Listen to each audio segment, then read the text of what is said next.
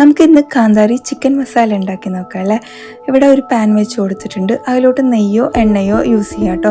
ഞാനിവിടെ ഒരു 3 വലിയുള്ളി എടുത്തിട്ടുണ്ട്. ഏകദേശം തിക്കായിട്ട് നമുക്ക് ഗ്രേവി വേണം എന്നുണ്ടെങ്കിൽ മാത്രം ഇതുപോലെ വലിയുള്ളി ചേർത്തി കൊടുത്താൽ മതി.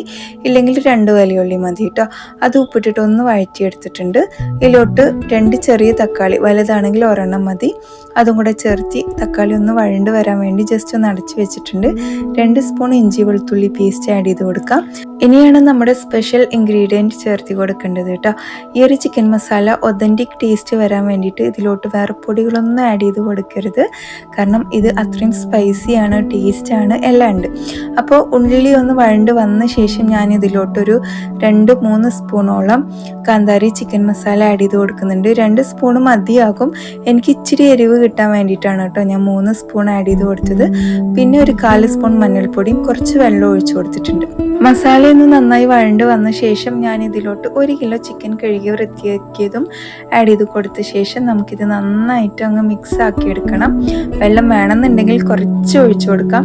നമുക്ക് മൂടി വെച്ചിട്ട് വീണ്ടും നന്നായിട്ടൊന്ന് വേവിച്ചെടുക്കണം. ചിക്കൻ വേവുന്നത് വരെ നമുക്കിത് കുക്ക് ചെയ്തിട്ട് എടുക്കാം കേട്ടോ. ലോ ടു മീഡിയം ഫ്ലെയിമിൽ വെച്ച് കൊടുത്താൽ മതി.